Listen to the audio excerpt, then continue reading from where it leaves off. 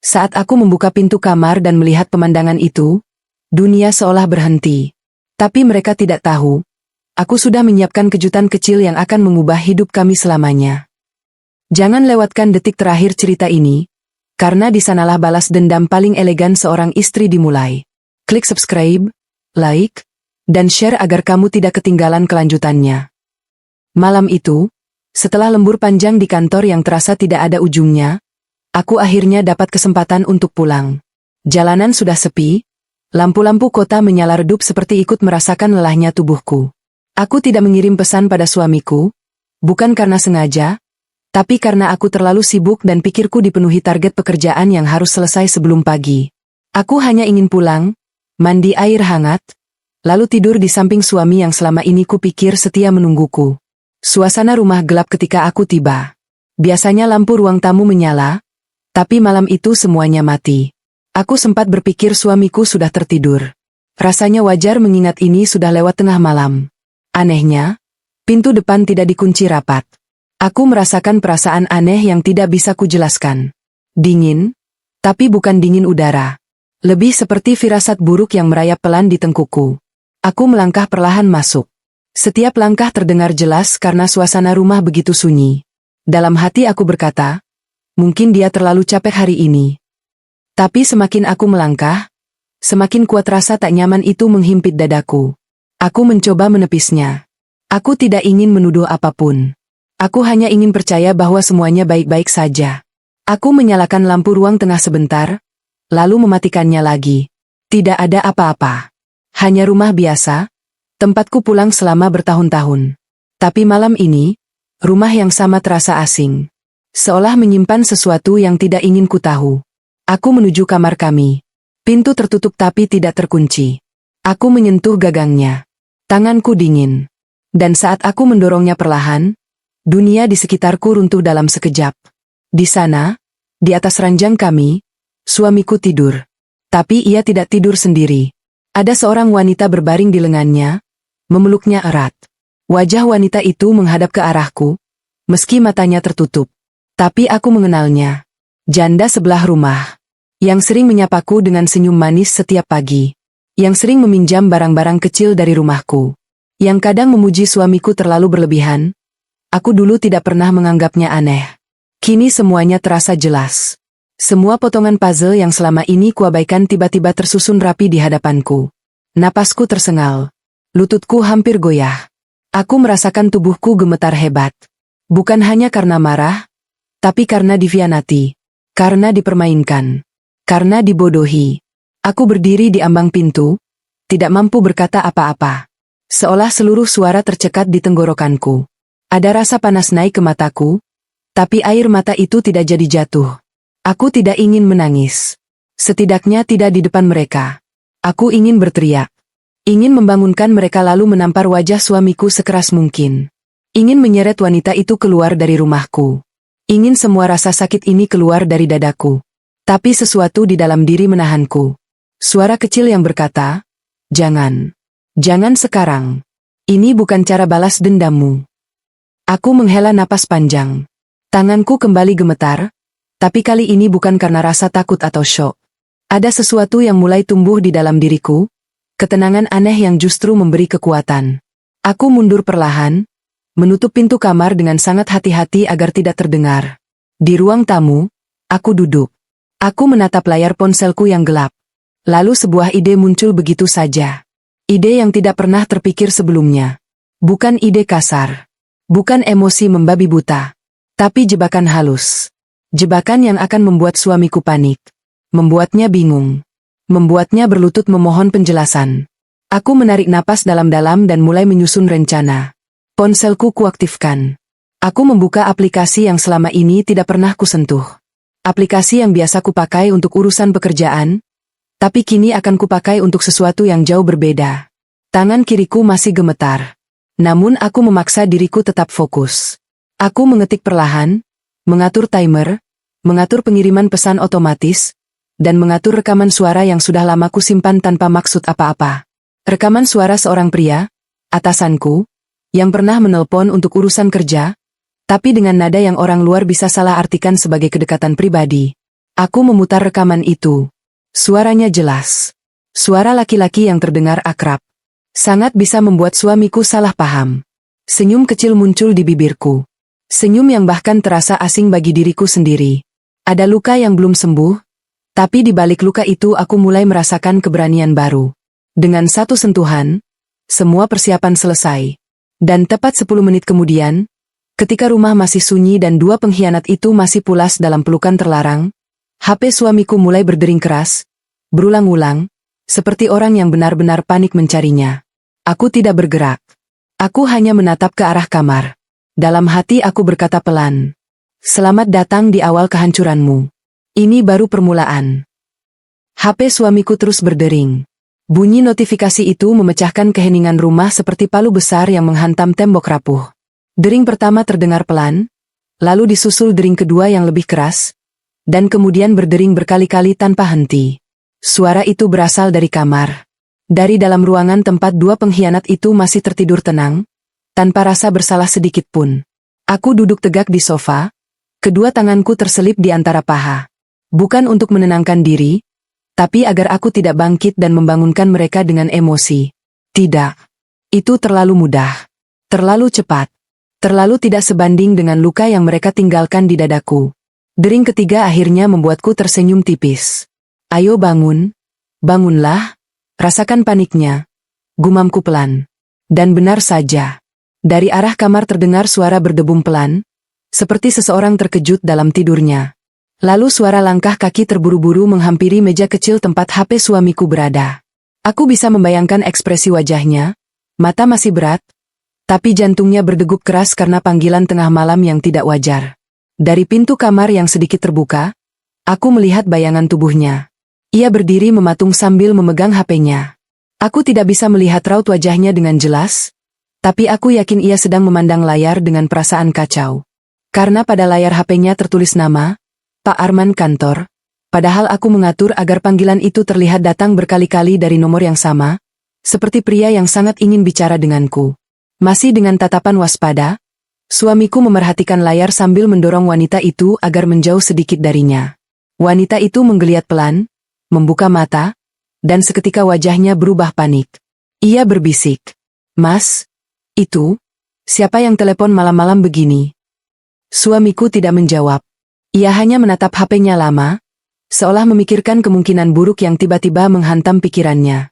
Lalu aku melihat sesuatu yang membuat dadaku semakin panas, bukan karena sakit, tapi karena puas. Ia buru-buru mengenakan kaos, merapikan rambutnya yang berantakan, dan keluar dari kamar dengan wajah penuh ketegangan. Ia tidak menyadari aku duduk di ruang tamu, dalam gelap, hanya diterangi lampu kecil sudut ruangan. Ketika ia melihatku, langkahnya terhenti seketika. Wajahnya pucat. Napasnya tercekat. Entah karena kaget melihatku sudah pulang tanpa memberi kabar, atau karena merasa bersalah dan takut kebongkar, aku tidak peduli. Yang jelas matanya memandangku seperti sedang melihat sesuatu yang tidak pernah ia duga. "Sayang, kamu udah pulang?" katanya dengan suara bergetar. Aku tidak langsung menjawab. Aku menatapnya lama. Sangat lama. Sampai ia tidak sanggup lagi menahan diri. Tadi ada panggilan penting. Dari kantor." Ia berbohong sambil menyembunyikan HP di belakang tubuhnya. Aku ingin tertawa. Ingin sekali. Tapi aku menahannya dengan sangat keras. "Aku tahu." Jawabku pendek. Ia tersentak. Entah karena aku membalas dengan tenang, atau karena ia takut aku sudah mengetahui sesuatu, ekspresi wajahnya semakin kacau. "Kamu kenapa gelisah?" Tanyaku lagi, kali ini dengan nada lebih lembut namun penuh tekanan. "Aku nggak gelisah. Cuma kaget aja kamu pulang tiba-tiba." Ia berusaha tersenyum, tapi senyum itu lebih mirip raut orang ketahuan mencuri. "Terus, kenapa buru-buru keluar kamar? Ada apa?"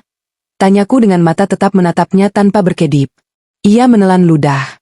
"Tadi ada suara HP. Aku kira itu HP kamu." "Oh ya."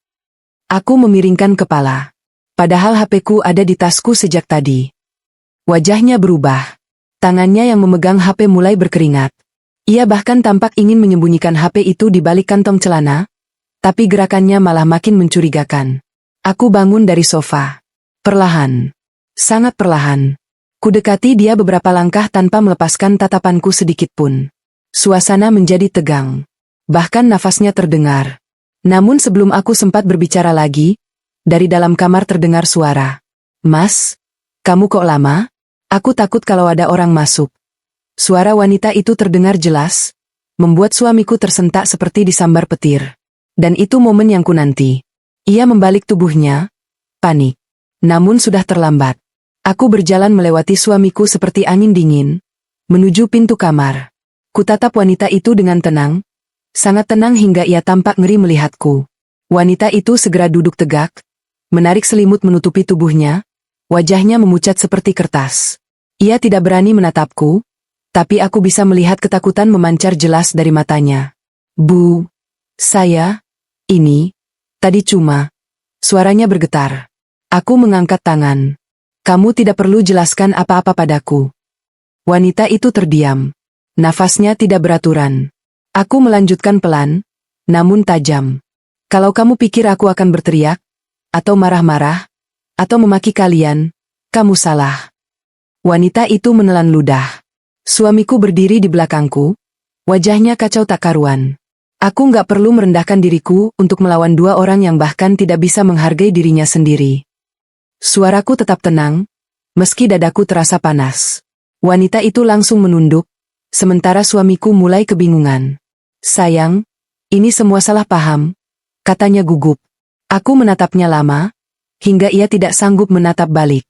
Lalu aku berbalik, berjalan keluar kamar. Sebelum keluar, aku berkata dengan nada pelan namun menghantam keras. Ada banyak cara untuk membuka kedok seseorang, tapi malam ini baru pembukaannya saja. Suamiku terdiam, wajahnya memucat. Aku melanjutkan. "Kamu pikir cuma kamu yang punya rahasia? Mulai malam ini, kita lihat siapa yang paling kuat bertahan." Aku menutup pintu perlahan. Dan malam itu, untuk pertama kalinya dalam hidupku, aku merasa rasa sakit berubah menjadi kekuatan yang tak pernah aku bayangkan. Setelah aku menutup pintu kamar malam itu, suasana rumah berubah seperti medan perang yang diledakkan tanpa suara. Ada keheningan yang aneh, dingin, menusuk, dan membuat siapapun yang berada di dalamnya merasa tidak nyaman. Suamiku masih berdiri di depan pintu kamar, memegangi HP-nya dengan tangan yang gemetar. Wanita itu, janda sebelah rumah, terdiam kaku di atas ranjangku, seperti seseorang yang baru saja melihat hidupnya akan segera runtuh. Aku berjalan ke dapur. Bukan untuk minum, bukan untuk memikirkan langkah selanjutnya, tapi hanya untuk mengambil napas panjang dan menenangkan diri. Aku bisa merasakan nadiku berdegup sangat cepat. Bukan karena takut, tapi karena adrenalin balas dendam mulai mengalir dalam darahku. Dari kejauhan, kudengar suamiku berbisik panik, entah pada dirinya sendiri atau pada wanita itu. Lalu terdengar langkahnya menyusulku ke dapur. "Sayang, kita bisa bicara sebentar." Suaranya serak, nyaris putus. Aku tidak langsung menjawab. Aku membuka kulkas, mengambil sebotol air, lalu duduk dengan tenang. Baru setelah itu aku menoleh ke arahnya. "Bicara apa?" tanyaku datar. Ia menelan ludah. Wajahnya terlihat seperti seseorang yang baru saja tercebur ke dalam sumur yang sangat gelap. "Tadi itu, bukan seperti yang kamu lihat." Aku mengangkat alis. "Oh begitu." "Iya, aku sama sekali tidak ada hubungan apa-apa dengan dia. Tadi itu cuma..." "Ya, dia ketiduran di sini." Aku tersenyum tipis. Pelukan erat saat tidur itu termasuk ketiduran juga. Ia memejamkan mata, putus asa. "Aku minta maaf. Tolong jangan salah paham." "Aku nggak salah paham," jawabku. "Aku justru sangat paham sekarang." Ia menatapku. Ada rasa takut yang jelas terpancar di matanya. Mungkin ia pikir aku akan minta cerai saat itu juga. Atau mungkin ia takut aku akan membuat keributan besar dengan keluarga dan tetangga. Apapun itu, ketakutannya membuatku merasa kuat. Sangat kuat. Ia melangkah mendekat, tetapi aku mengangkat tangan, menghentikannya. "Jangan terlalu dekat," kataku perlahan. "Aku masih jijik melihatmu." Ia terdiam, langkahnya terhenti seperti kakinya diikat ke lantai. Aku melanjutkan, suaraku rendah namun sangat tajam. "Tapi tenang saja. Aku tidak akan ribut malam ini. Aku tidak akan menamparmu atau mengusirmu. Itu terlalu mudah. Dan kamu Tidak pantas mendapatkan jalan keluar yang mudah. Ia menunduk. Napasnya memburu. Aku menatapnya lama, lalu berkata, "Kamu pikir kamu pandai menyembunyikan sesuatu? Aku akan tunjukkan bagaimana rasanya hidup dalam ketakutan." Tiba-tiba HP di tangannya kembali berbunyi. Suaranya nyaring, memecah keheningan. Ia kaget dan hampir menjatuhkannya. Kali ini bukan panggilan. Notifikasi pesan panjang masuk ke layar. Ia membuka pesannya. Wajahnya langsung memucat. Apa? Apa ini? Suaranya gemetar. Aku tahu persis pesan apa itu. Karena aku yang menyiapkannya. Pengiriman otomatis. Kata-kata yang kupilih dengan hati-hati. Kalimat-kalimat yang cukup ambigu untuk membuatnya cemas, tetapi cukup jelas untuk membuatnya curiga bahwa aku mungkin menyimpan sesuatu yang lebih besar dari perselingkuhannya sendiri. "Ada masalah?" Tanyaku dengan senyum yang sangat pelan. Ia menatapku, bingung dan takut. "Ini, pesan dari nomor asing. Dia bilang, dia lihat kamu tadi di depan kantor bersama laki-laki." "Siapa laki-laki itu?" Aku menahan tawa. "Kamu peduli?" "Tentu aku peduli," katanya refleks. Aku meliriknya tajam. "Peduli pada siapa? Padaku? Atau pada kemungkinan bahwa kamu mungkin sedang kehilangan kendali?" Ia terdiam. Bibirnya bergerak, tetapi tak ada kata yang keluar. "Begini," kataku pelan. "Kamu tidak perlu tahu siapapun. Anggap saja itu hal kecil. Seperti kamu menganggap apa yang kamu lakukan di kamar situ juga hal kecil." Ia membeku. Kata-kataku menghantamnya tepat di tempat paling sakit. Aku meneguk sedikit air lalu berkata dingin, "Besok pagi, kamu akan bangun dengan perasaan yang tidak pernah kamu rasakan sebelumnya. Rasa takut.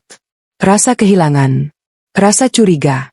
Dan aku akan biarkan kamu merasakannya, perlahan-lahan."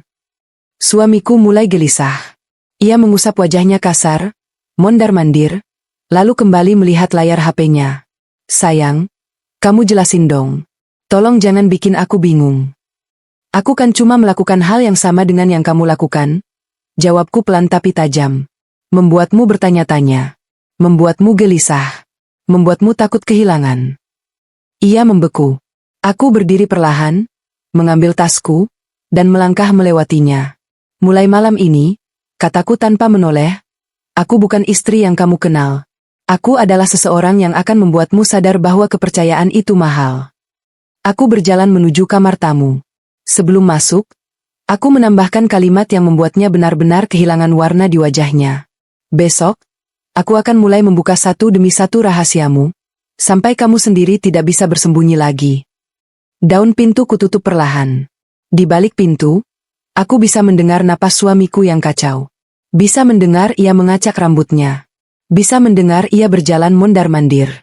Bisa mendengar ia membaca pesan itu lagi, dan lagi, dan lagi. Dan untuk pertama kalinya sejak aku melihat pengkhianatannya, aku tersenyum dengan tulus.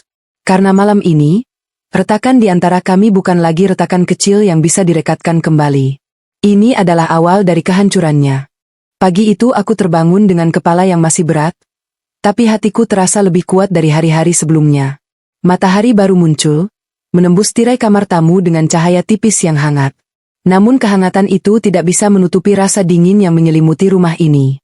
Dinginnya bukan dari udara, tetapi dari seseorang yang sudah tidak lagi mengerti arti setia. Aku menarik napas panjang sebelum turun dari tempat tidur. Ketika aku membuka pintu kamar tamu, suasana rumah begitu hening. Tidak ada bunyi piring, tidak ada aroma kopi seperti biasanya dibuat suamiku. Tidak ada suara televisi menyala. Yang ada hanyalah kesunyian yang tajam dan membuat siapapun merasa tidak nyaman. Langkahku menuju dapur terdengar jelas di lantai. Saat aku hampir sampai, aku melihat suamiku duduk sendirian di meja makan. Kepalanya menunduk, rambutnya berantakan, matanya sembab seperti ia tidak tidur semalam. HP-nya tergeletak di meja, dan dari layar yang bergeming, aku bisa melihat notifikasi pesan yang masih ia biarkan terbuka. Ia langsung menengadah ketika mendengar langkahku. Ada rasa takut yang jelas, tapi ia berusaha menutupinya. "Pagi," katanya pelan. Aku hanya menatapnya sebentar sebelum membuka lemari dan mengambil gelas. Ia menunggu, seperti mengharapkan aku menjawab sapaan itu. Tapi aku tidak memberinya kemudahan itu. Akhirnya ia berbicara lagi. "Kamu marah sama aku ya?" Aku meneguk airku perlahan, lalu menjawab, "Kalau aku marah, rumah ini sudah pecah dari tadi malam." Ia terdiam. Napasnya berat. "Kita bisa bicarakan semuanya. Jangan diam kayak gini." "Aku diam karena aku memilih diam," kataku pelan namun tegas. "Bukan karena aku tidak bisa bicara." Ia memijit pelipisnya.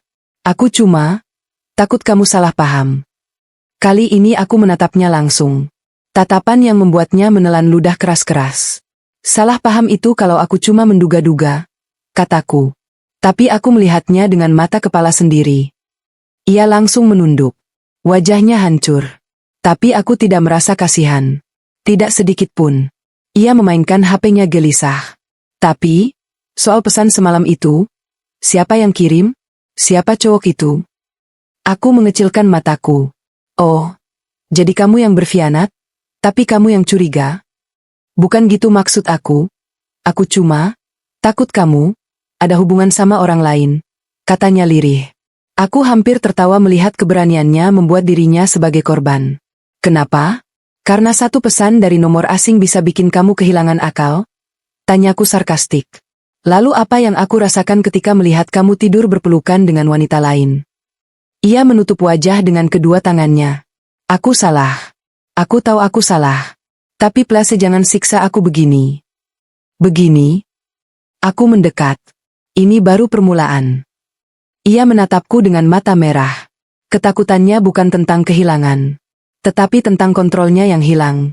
Ia selama ini nyaman menjadi orang yang membuatku ragu pada diriku sendiri, membuatku merasa bersalah bahkan saat aku tidak melakukan apapun. Sekarang posisinya terbalik. "Sayang, tolong jelasin pesan itu." "Aku nggak bisa tenang," katanya dengan suara rendah. Aku menatapnya lama sebelum berkata, "Tenang bukan bagian dari hukumanmu." Suamiku terdiam, bingung, gelisah, dan mulai linglung. Ia memperhatikan HP-nya berulang kali. Ia membuka pesan itu, menutupnya, membuka lagi. Mencari nomor itu di internet. Mencoba menebak. Berpikir keras. Tangannya bergetar. Sementara aku berjalan melewatinya seolah ia hanyalah seseorang yang kebetulan tinggal di rumah ini. Ketika aku hendak pergi, ia memanggilku lagi. "Kamu mau kemana?" "Kerja," jawabku datar. "Kamu? Ketemu laki-laki itu lagi?" Aku menoleh, memberikan tatapan yang paling membuatnya tersiksa. "Apapun yang aku lakukan, kamu akan merasakannya berkali-kali lebih berat dari yang kamu lakukan padaku." Dengan kalimat itu, aku melangkah keluar rumah tanpa mengucapkan selamat tinggal. Tidak seperti pagi-pagi biasanya, ketika aku masih peduli apakah ia sarapan atau tidak. Apakah ia akan baik-baik saja di kantor? Apakah ia butuh sesuatu? Pagi ini, aku tidak peduli. Di kantor, hari terasa panjang. Bukan karena pekerjaannya, tetapi karena HP-ku terus bergetar. Suamiku mengirim pesan beruntun. Aku butuh jelasan. "Tolong angkat telepon." "Kamu ketemu siapa? Jangan bikin aku mikir yang enggak-enggak. Aku sayang kamu. Tolong balas." Aku membaca semuanya tanpa ekspresi. Aku tidak menghapusnya. Aku tidak membalasnya. Aku membiarkannya tenggelam dalam rasa panik yang setiap menit semakin besar. Saat jam makan siang, aku mengambil waktu sejenak. Duduk sendirian di sudut ruang kantor yang sepi. Menyusun rencana selanjutnya. Rencanaku bukan untuk balas dendam membabi buta. Tujuanku adalah membuatnya merasakan apa itu kehilangan. Apa itu ketidakpastian. Apa itu rasa curiga yang memakan hati dari dalam. Aku ingin ia merasakan setiap detik yang pernah ia buat aku rasakan saat aku menghadapinya dengan penuh cinta yang ternyata ia sia-siakan. HP-ku kembali bergetar. Kali ini panggilan. Namanya muncul besar di layar. Aku membiarkan dering itu berputar. 5 detik. 10 detik. 15 detik. Lalu aku tekan reject. 1 kali. 2 kali. 3 kali. Setiap penolakan membuatku merasa semakin kuat. Setiap denyut panik dari HP-nya yang tidak terjawab adalah bukti bahwa perlahan-lahan, ia mulai merasakan retakannya semakin lebar dan tidak bisa ditambal. Dan ketika aku selesai makan siang, aku memutuskan satu hal. Mulai malam ini, bukan hanya dia yang akan merasa tersiksa. Janda sebelah itu juga akan merasakan neraka yang sama. Ini bukan balas dendam buta. Ini balas dendam yang elegan, terencana, dan sangat Sangat halus. Begitu aku pulang kerja, aku tahu segalanya akan berubah lagi. Dan aku siap. Karena ini baru bab awal dari kehancuran mereka. Sore itu langit tampak memerah, seolah mengikuti suasana hatiku yang tidak lagi sama seperti kemarin-kemarin. Ketika aku pulang dan berdiri di depan rumah, aku melihat sesuatu yang langsung membuat bibirku melengkung tipis. Pintu rumah janda sebelah, wanita yang tidur dengan suamiku, tertutup rapat, tidak seperti biasanya. Biasanya, ia selalu duduk di teras, pura-pura menyiram tanaman atau pura-pura menjemur pakaian, berharap bisa melihat suamiku keluar rumah. Tapi sore ini terasnya sepi. Tirainya tertutup, dan gerak-geriknya tidak terlihat sama sekali. Tentu saja. Kabar semalam pasti membuatnya ketakutan. Aku berjalan masuk ke rumah. Suamiku langsung berdiri dari sofa ketika mendengar pintu terbuka. Wajahnya kusut, matanya sembab, seperti ia habis menangis atau tidak tidur sama sekali. Sayang, serunya. Akhirnya kamu pulang juga. Aku melepaskan sepatuku tanpa menatapnya. Ia mendekat terlalu cepat, membuatku mundur setengah langkah. Jangan terlalu dekat, kataku pelan. Ia berhenti. Wajahnya jatuh. Tapi untuk pertama kalinya aku tidak merasa bersalah sedikit pun. Kamu gak angkat teleponku seharian, katanya lirih. Aku sibuk. Kamu sibuk? Atau kamu sama laki-laki itu? Suaranya melemah, nyaris patah. Aku tidak langsung menjawab. Aku hanya memandangnya lama, membiarkan kecemasan menggerogoti hatinya. Aku sibuk, jawabku akhirnya. Suamiku menelan ludah keras. Sibuk sama siapa? Aku menatapnya dengan tatapan paling membuatnya kehilangan pijakannya. Kalau aku bilang aku ketemu orang lain, kamu mau apa? Dia terdiam. Tidak berani menjawab. Tidak berani menduga. Sayang, aku takut. Aku takut kamu pergi. Tolong jangan gitu. Aku salah. Aku tahu aku salah. Katanya sambil meraih tanganku. Tapi aku menariknya dengan cepat. Jangan sentuh aku. Ia langsung mundur 2 langkah. Aku berjalan menuju dapur, mengisi gelas dengan air dingin. Ketika aku meneguknya, ia menyandarkan tubuh ke tembok seperti seseorang yang sedang mempertahankan diri dari badai. Sayang, kamu gak ngerti perasaanku. Seharian aku gak tenang. Aku mikir kamu bakal ninggalin aku.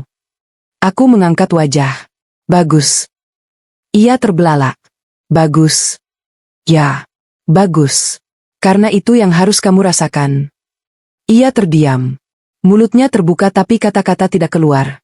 Perasaan takut kehilangan itu menyakitkannya. Tanyaku pelan.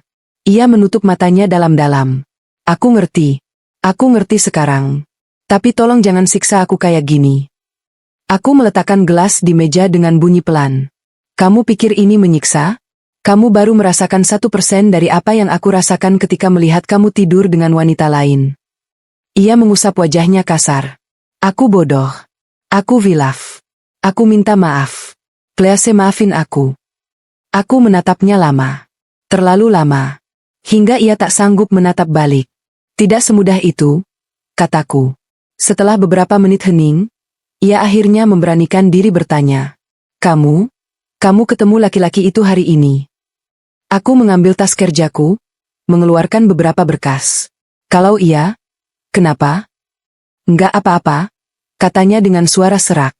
Aku takut. Aku mendekat sedikit lalu berkata lirih namun tajam. Coba rasakan takutmu. Simpan baik-baik di hatimu.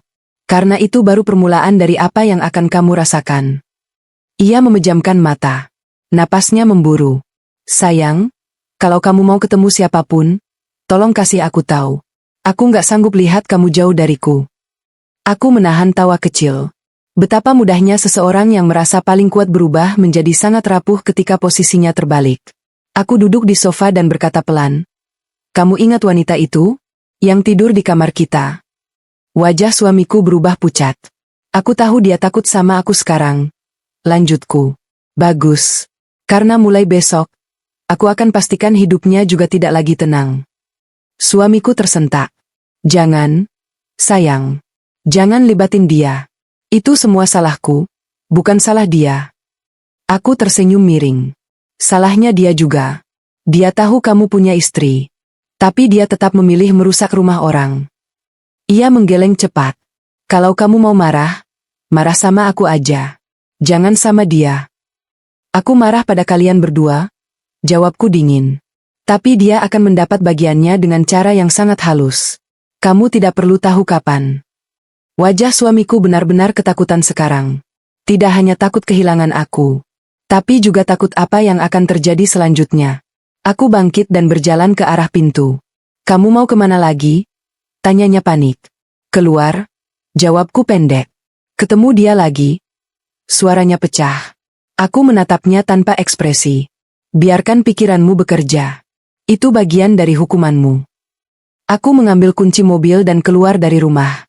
Kuhiraukan suaranya yang memanggilku dari belakang. Kuhiraukan wajahnya yang memohon. Kuhiraukan langkah kakinya yang hampir mengejar. Begitu aku masuk mobil, aku tidak langsung menyalakan mesin. Aku duduk diam, menatap rumah di depanku.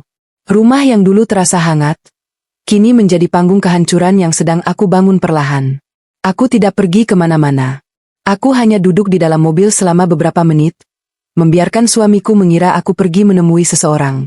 Setelah cukup waktu berlalu, aku menyalakan mesin dan mengemudi pelan keluar komplek. Tujuanku, teras rumah janda sebelah. Bukan untuk bertegur sapa.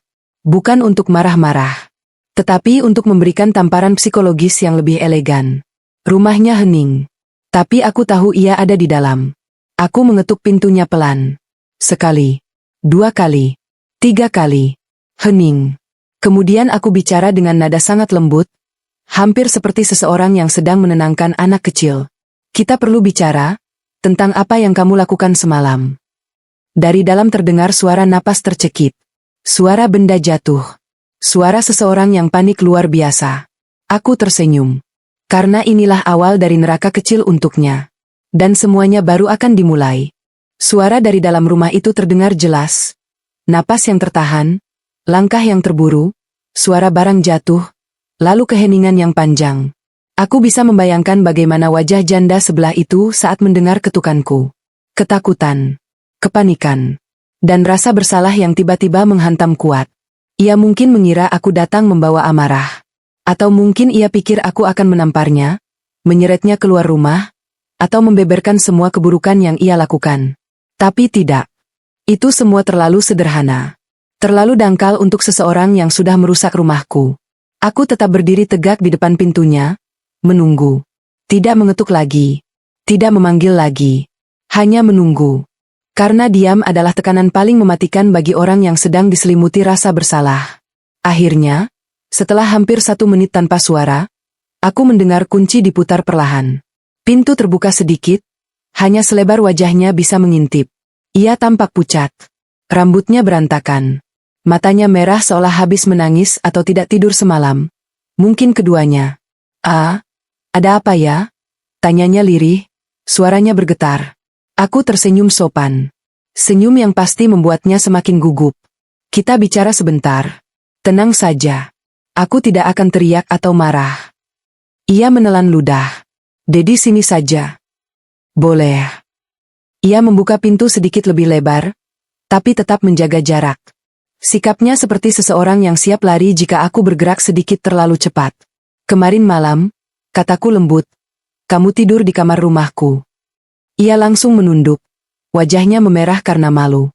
Aku hilaf. Aku dibutakan. Aku minta maaf. Tolong jangan laporkan aku ke RT atau keluarga kamu. Aku benar-benar menyesal. Laporkan? Aku tersenyum lebih lebar. Tidak. Aku tidak akan melakukan itu. Ia tampak lega sepersekian detik, tapi wajahnya kembali tegang saat aku menambahkan. Tapi kamu harus tahu satu hal, apa yang kamu lakukan tidak akan hilang begitu saja. Ia mengangkat wajah. Maksudnya? Aku mendekat selangkah. Begini. Aku tidak akan teriak. Aku tidak akan memukulmu. Aku tidak akan mempermalukanmu di lingkungan. Tapi kamu harus mengerti bahwa kamu telah membuat luka yang sangat dalam. Ia mulai gemetar. Aku tahu. Aku benar-benar minta maaf.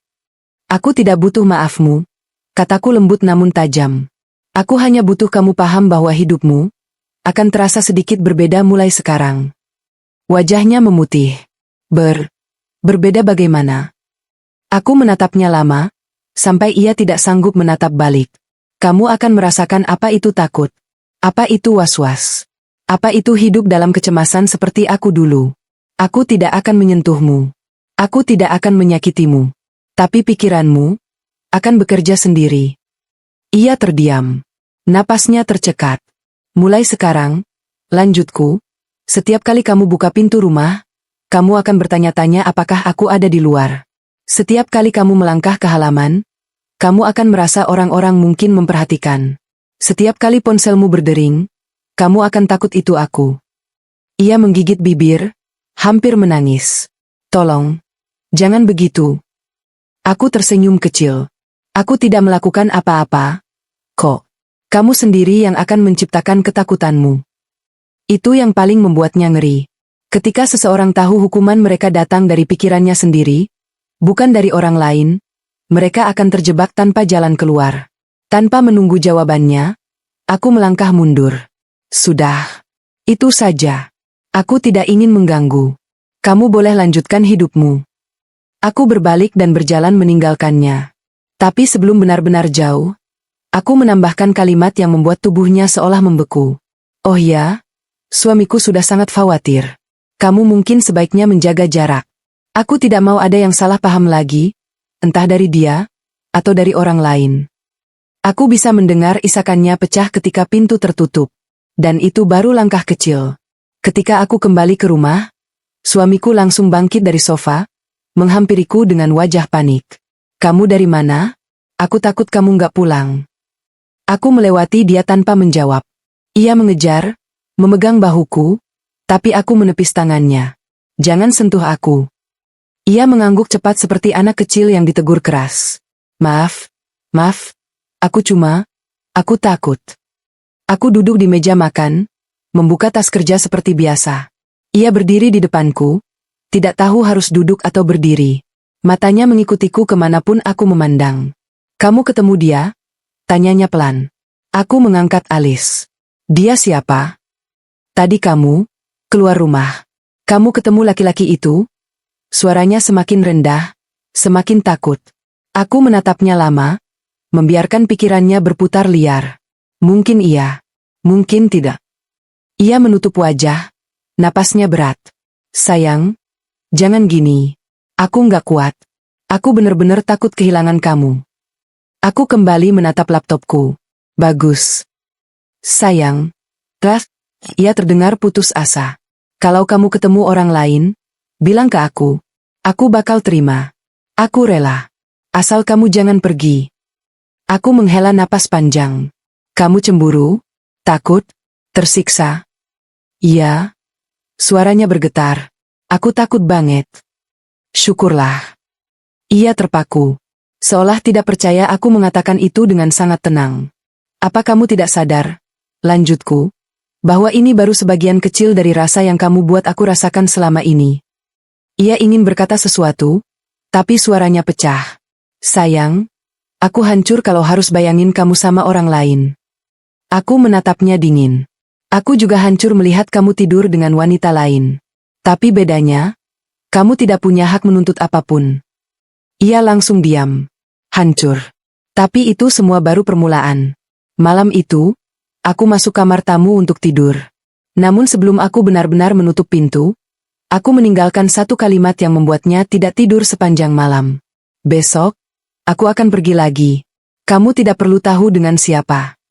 Pintu tertutup. Dan untuk pertama kalinya dalam hidup kami, aku yang memegang kendali penuh. Balas dendamku belum selesai. Tapi perlahan, mulai terasa manis. Malam itu aku duduk sendirian di ruang tamu, ditemani suara detik jam dinding yang terdengar seperti memukul-mukul kepalaku. Rasanya semua yang kulakukan beberapa hari terakhir ini seperti berlari sambil menahan napas, menegangkan, melelahkan, tapi tak bisa kuhentikan. Di depanku, beberapa berkas bukti sudah tertata rapi, rekaman telepon, foto-foto, screenshot percakapan, serta catatan-catatan kecil yang kutulis saat mulai mencurigai perubahan perilaku suamiku. Semua kupandang sambil menarik napas panjang. Rasanya aneh, aku bahkan tak pernah membayangkan akan menjadi perempuan seperti ini. Perempuan yang tenang saat dikhianati, perempuan yang mampu mengontrol emosi ketika melihat suaminya tidur dengan janda sebelah rumah, Perempuan yang masih tersenyum sambil menyusun balas dendamnya. Tapi mungkin memang benar, pengkhianatan mampu mengubah seseorang jauh lebih cepat daripada kasih sayang. Ponselku bergetar. Satu pesan masuk. Dari nomor yang tak kukenal. Saat kubuka, wajahku langsung menegang. Mbak, aku mau bilang sesuatu, soal suami Mbak. Awalnya kupikir ini hanya pesan iseng, tapi saat nomor itu mengirimkan foto saat suamiku sedang keluar dari rumah janda itu di tengah malam, aku langsung menggenggam ponselku lebih erat. Ini bukan bukti yang kubuat. Ini bukan jebakan dariku. Ini seseorang lain yang ikut melihat kelakuan mereka. Dan orang itu tampaknya sudah tak kuat menahan rahasia yang ia ketahui. Aku membalas pelan, mencoba tidak menunjukkan keterkejutan. Siapa Anda? Balasannya datang cepat. Saya tetangga belakang rumah Bu Sari. Saya baru tahu suami Mbak yang sering ke sana. Saya nggak enak kalau diam terus. Aku memejamkan mata sebentar. Ada perasaan lega bercampur nyeri yang sulit dijelaskan. Di satu sisi, bukti semakin menguat. Di sisi lain, melihat kenyataan bahwa suamiku sudah sebegitu terbukanya di belakangku membuat hatiku terasa diremas. Tiba-tiba terdengar suara langkah kaki dari arah kamar. Dia, suamiku. Ia turun dengan wajah kusut. Rambut acak-acakan seperti orang yang baru bangun tidur. Ia duduk di depanku tanpa rasa bersalah sedikit pun. Kenapa kamu belum tidur? Tanyanya datar. Aku tersenyum tipis. Lagi mikir. Dia mengangguk tanpa peduli. Ya sudah, besok saja dibahas. Aku capek. Tawaku hampir pecah. Tapi kutahan. Dia capek? Dia lelah? Lalu semua yang kurasakan selama ini harus kuhitung sebagai apa? Kecapean kecil? Luka ringan? Belum sempat ia berdiri, ponselnya berbunyi keras. Nada dering yang sama. Nomor yang sama. Janda itu. Ia memegang ponsel dengan ekspresi panik kecil yang coba ia sembunyikan. Aku menatapnya tanpa berkedip. Kok nggak diangkat? Tanyaku halus. Ia terkejut. Ah, nggak penting. Teman kerja doang. Teman kerja wanita yang sering nelepon tengah malam? Balasku sambil mencondongkan tubuh. Atau janda sebelah yang kamu peluk waktu aku pulang malam itu? Tubuhnya langsung membeku. Wajahnya pucat, seperti darahnya ditarik dari ujung kaki sampai kepala. Kamu lihat. Apa perlu kuputarkan video sekalian? Ia akhirnya duduk kembali, wajahnya panik, napasnya mulai naik turun cepat. Untuk pertama kalinya sejak semua ini terjadi, aku melihat suamiku ketakutan. Dan ada bagian dari diriku yang entah kenapa merasa puas. Namun aku tidak ingin amarahku meledak begitu saja. Aku telah membangun permainan ini dengan cermat. Semua harus berjalan pelan, rapi, terkontrol. Aku nggak mau ribut malam ini, ucapku pelan sambil membereskan kertas-kertas di meja. Aku cuma ingin kamu tahu bahwa aku sudah melihat semuanya. Dan aku juga sudah punya semua buktinya. Ia menelan ludah keras-keras. Kamu mau apa? Pertanyaan itu membuatku berhenti. Pelan-pelan aku mendongak, menatapnya tepat di mata. Aku mau kamu merasakan apa yang aku rasakan. Jawabku lirih. Pelan, tapi pasti. Ia berdiri tiba-tiba, marah, panik, dan bingung bercampur menjadi satu. Kamu jangan macam-macam. Kamu istriku. Kamu nggak bisa seenaknya. Aku tertawa. Tawaku pelan, tetapi cukup untuk membuatnya mematung. Selama ini kamu pikir kamu siapa? Tuhan? Aku boleh kamu khianati semaumu, tapi aku nggak boleh mengambil kembali kendaliku. Ia tak bisa bicara. Ia tak bisa lari. Ia hanya berdiri terpaku di depan perempuan yang selama ini ia remehkan. Perempuan yang sekarang jauh lebih kuat daripada yang ia bayangkan. Di layar TV, rekaman CCTV yang sudah kupersiapkan otomatis menyala. Suara detik jam dinding berhenti terasa. Yang ada hanya video ketika suamiku masuk ke rumah janda itu, lalu keluar dengan pakaian kusut. Ia mematung seperti melihat hantu. Ini, dari mana kamu dapat? Aku tersenyum.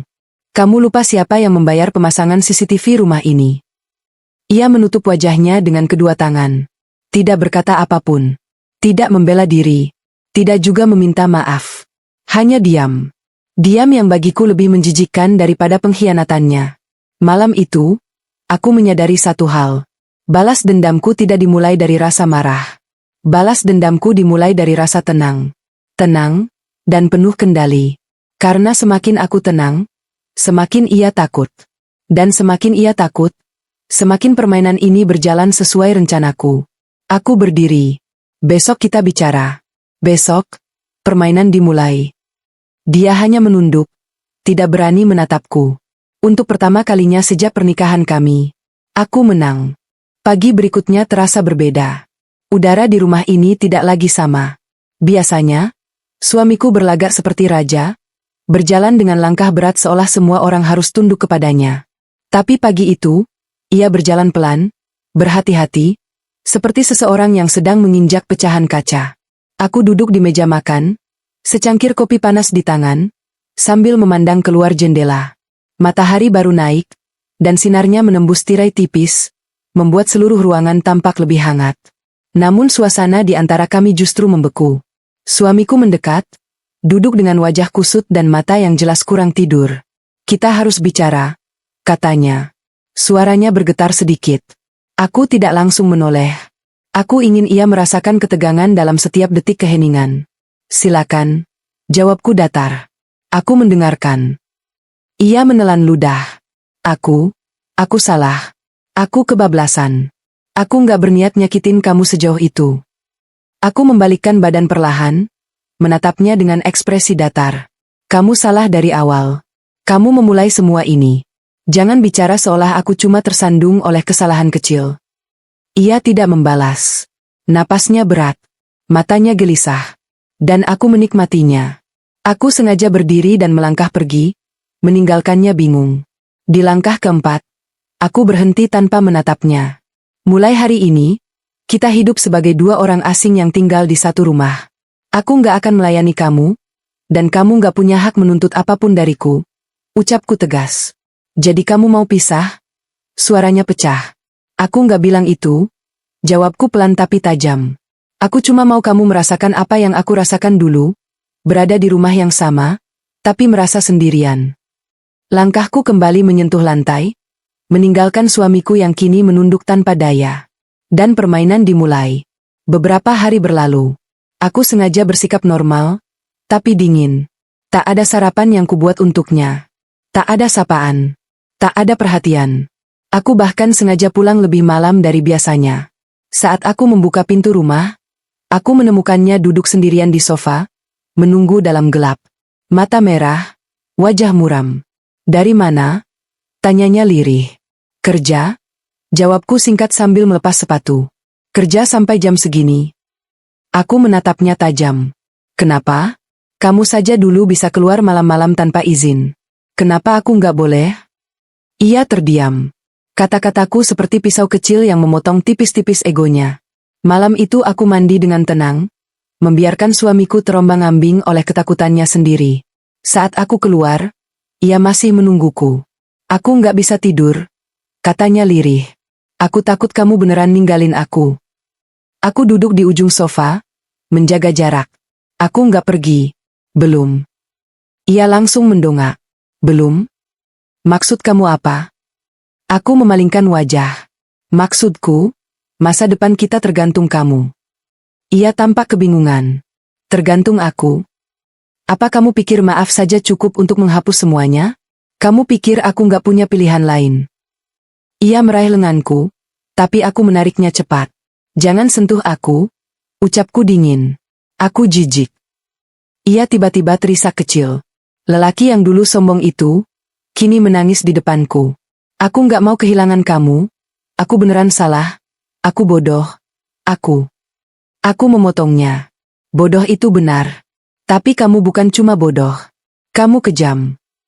Ia menutup wajahnya, bahunya bergetar. Namun aku tetap diam. Tak ada belas kasihan. Karena ini adalah bagian dari permainanku. Keesokan paginya, aku sengaja berdandan rapi sebelum berangkat. Tidak berlebihan, hanya cukup untuk membuatnya bertanya-tanya. Parfum lembut, lipstik tipis, dan blus baru yang kubeli semalam. Saat aku melewati suami di meja makan, ia memandangku lama. Kamu, cantik, katanya pelan. Aku hanya tersenyum samar tanpa menoleh. Terima kasih. Di balik itu, aku bisa melihat ketakutan yang makin dalam di matanya. Ia takut aku mempercantik diri untuk orang lain. Ia takut kehilangan sesuatu yang selama ini ia abaikan. Saat mencapai pintu, aku berhenti. Aku tahu ia sedang memperhatikanku dengan cemas. Ada seseorang yang ingin bertemu denganku. Ucapku pelan. Siapa? Suaranya tegang. Aku memandangnya lama, sebelum menjawab. Orang yang memberiku bukti soal kamu. Wajahnya langsung pucat. Ia panik. Ia berdiri tiba-tiba, mendekat beberapa langkah. Kamu jangan dengerin orang itu. Itu nggak bener. Semutren. Kamu jangan pergi. Aku mengangkat tangan, menyuruhnya diam. Aku pergi karena aku mau.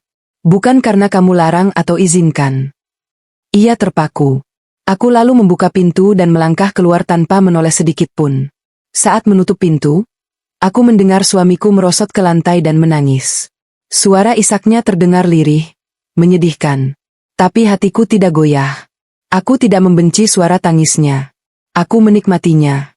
Karena untuk pertama kalinya, ia merasakan apa yang pernah kurasakan. Kesepian, kehilangan, ketakutan. Dan itu baru permulaan. Balas dendam paling manis adalah yang dilakukan pelan-pelan, sambil tersenyum. Hari itu adalah hari yang kupilih sebagai penutup dari seluruh permainan panjang yang sudah kususun. Hari di mana semua luka, pengkhianatan, air mata, dan dendam pelan-pelan berubah menjadi keputusan tegas untuk menyelamatkan diriku sendiri. Hari itu, aku tidak lagi ingin menjadi perempuan yang hanya menunggu diperlakukan dengan baik. Aku ingin menjadi perempuan yang memperlakukan dirinya sendiri dengan lebih baik. Aku masih ingat jelas bagaimana suamiku duduk di ruang tamu pagi itu, dengan wajah kusut dan mata yang sembab. Sementara itu, aku berdiri di depan cermin, merapikan rambut, memakai parfum favoritku, dan tersenyum kecil pada bayanganku sendiri. Setelah berminggu-minggu berada dalam permainan balas dendam, aku menyadari sesuatu. Aku sudah tidak marah lagi. Tidak juga sedih. Yang tersisa hanyalah keyakinan bahwa hidupku tidak boleh berhenti hanya karena seseorang tidak tahu cara mencintaiku. Ketika aku turun ke bawah, suamiku langsung berdiri. Ia seperti takut kalau aku akan menghilang. Kita bisa bicara? Tanyanya dengan suara pelan, hampir berbisik. Aku mau bicara, jawabku. Tapi bukan untuk memperbaiki hubungan. Ia menegang. Maksud kamu? Kamu benar-benar mau pergi? Aku menarik napas panjang. Bukan pergi, tapi memulai ulang hidupku. Aku duduk berhadapan dengannya. Meja kecil di antara kami seolah menjadi garis pemisah dua dunia. Dunia lamaku yang penuh luka, dan dunia baruku yang sedang menunggu untuk kubuka. Aku sudah memikirkan semuanya, kataku tenang. Aku sudah memaafkan, tapi aku tidak mau hidup bersama orang yang menusukku dari belakang. Kesalahanmu bukan satu kali. Kamu mengulanginya. Kamu menikmati kebohonganmu. Dan kamu hanya menyesal ketika ketahuan. Ia menunduk, kedua tangannya saling menggenggam kuat. Aku bisa berubah, aku akan berubah. Aku janji. Aku tersenyum tipis. Aku tidak lagi ingin jadi perempuan yang menunggu perubahan seseorang yang bahkan tidak tahu cara menghargai dirinya sendiri. Ia terdiam. Tak ada lagi yang bisa ia katakan. Terlambat. Aku kemudian mengeluarkan map coklat dari tas.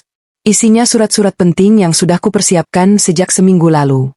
Surat pengajuan pisah rumah sementara, surat konseling mandiri, dan dokumen-dokumen yang kubutuhkan untuk proses berikutnya.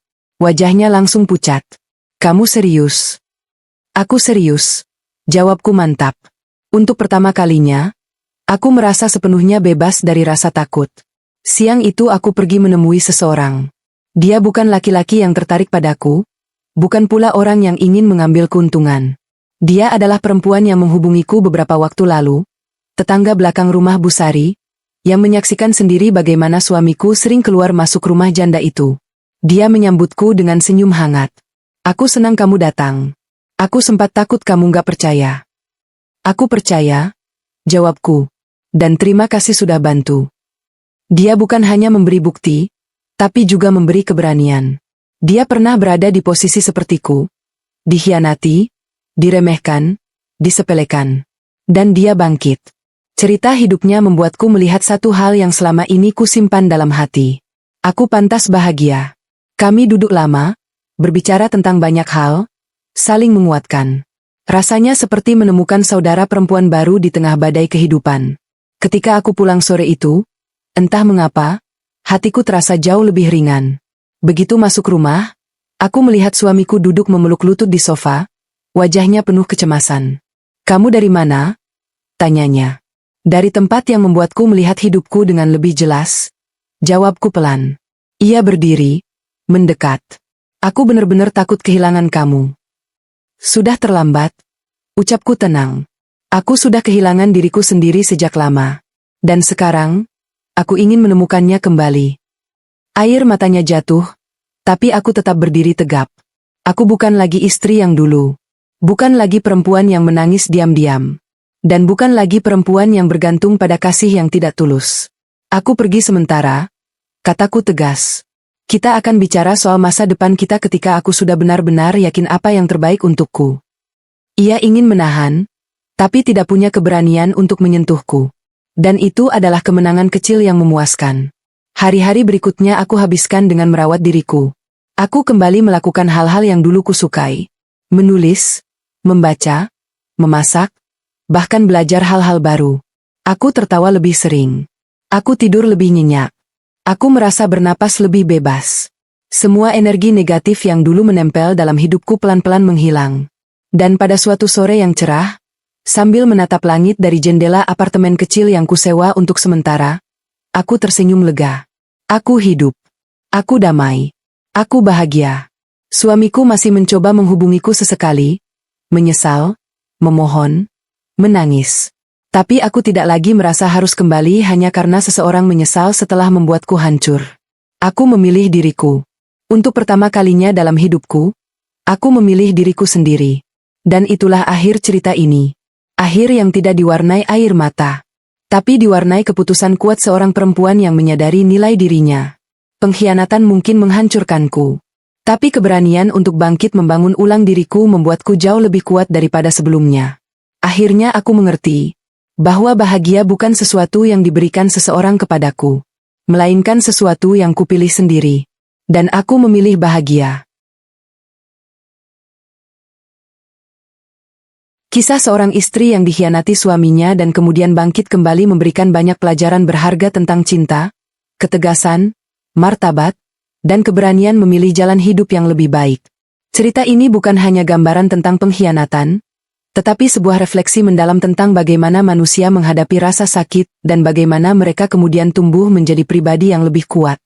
Pengkhianatan dalam pernikahan seringkali dianggap sebagai pukulan terbesar, karena itu bukan hanya melukai hati, tetapi juga meruntuhkan rasa percaya, martabat, dan harapan. Namun dari cerita ini kita belajar satu hal penting. Pengkhianatan bukanlah akhir dari segalanya. Justru dari titik paling gelap itulah cahaya seringkali mulai terlihat. Salah satu hikmah terbesar dari cerita ini adalah pemahaman bahwa pengkhianatan bukan cerminan dari kurangnya nilai diri seseorang. Banyak korban perselingkuhan merasa tidak cukup cantik, tidak cukup baik, tidak cukup berharga. Mereka menyalahkan diri sendiri atas perbuatan yang dilakukan orang lain. Padahal kenyataannya, pengkhianatan adalah hasil dari karakter pelaku, bukan korban. Pelajaran ini sangat penting, terutama bagi perempuan yang seringkali menempatkan diri sebagai penyebab padahal mereka adalah pihak yang dilukai. Hikmah berikutnya adalah tentang harga diri. Istri dalam cerita ini memperlihatkan bahwa kesabaran tidak bisa digunakan sebagai alasan untuk membiarkan diri diperlakukan semena-mena. Kesabaran yang sehat harus selalu berjalan berdampingan dengan ketegasan dan batas yang jelas.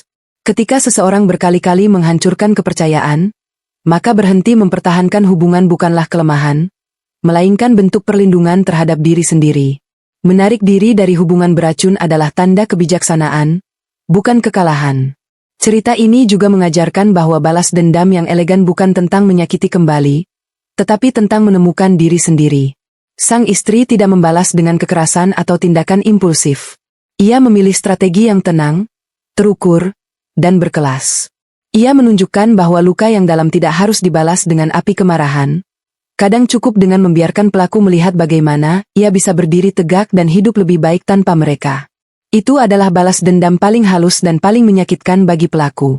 Selain itu, kita belajar bahwa ketegasan adalah bagian penting dari cinta diri. Istri dalam cerita ini memilih untuk meninggalkan hubungan yang merusaknya. Keputusan itu bukan karena ia membenci suaminya, tetapi karena ia mencintai dirinya sendiri. Cinta diri bukan sesuatu yang egois, Itu adalah fondasi agar seseorang bisa hidup dengan damai dan bahagia. Ketika seseorang tidak lagi mencintai dirinya sendiri, ia akan mudah menerima perlakuan buruk dari orang lain. Tetapi ketika ia sadar akan nilai dirinya, ia akan berani berkata cukup. Hikmah lain yang sangat kuat dari cerita ini adalah bahwa tidak semua hubungan harus dipertahankan. Banyak orang bertahan dalam hubungan yang menyakitkan karena takut sendirian atau takut memulai hidup dari awal. Namun dalam cerita ini, istri justru menemukan kebahagiaan baru setelah ia berani mengambil langkah menjauh. Ia belajar menikmati waktunya sendiri, menemukan kembali hal-hal yang membuatnya bahagia, dan menyadari bahwa hidup jauh lebih bermakna ketika ia tidak lagi berada dalam lingkaran manipulasi dan pengkhianatan. Kita juga melihat bahwa melepaskan bukan berarti kalah. Melepaskan adalah tindakan paling berani ketika seseorang tahu bahwa bertahan hanya akan memperpanjang luka. Dengan melepaskan, ia memberi dirinya kesempatan untuk tumbuh dan membuat masa depan yang lebih baik. Terkadang, melepaskan adalah satu-satunya cara untuk menemukan kedamaian. Dalam cerita ini, sang istri menemukan damai setelah ia menerima kenyataan bahwa rumah tangga yang dulu ia perjuangkan sudah tidak lagi sehat untuk diteruskan. Selain itu, cerita ini juga mengajarkan tentang kekuatan perempuan. Perempuan sering dianggap lemah ketika menghadapi luka batin, tetapi cerita ini menunjukkan sebaliknya. Ketika perempuan tersakiti, ia bisa berubah menjadi sosok yang tegar dan berani. Ia bisa bangkit meskipun dunia telah menghancurkannya. Ia bisa menyembuhkan dirinya sendiri tanpa tergantung pada laki-laki. Dan yang paling penting, ia bisa meraih kembali kendali atas hidupnya meskipun sebelumnya ia telah diperlakukan dengan tidak adil. Di bagian akhir cerita, istri menemukan bahwa kebahagiaan sejati datang dari pemulihan diri sendiri, bukan dari seseorang yang memohon maaf atau menyesal. Ia menyadari bahwa tidak ada yang lebih indah daripada merasa bebas, tenang, dan berdamai dengan diri sendiri. Kebahagiaan bukan diberikan oleh orang lain, itu adalah keputusan internal. Ketika seseorang memilih untuk bahagia, ia membuka pintu untuk hidup yang lebih sehat.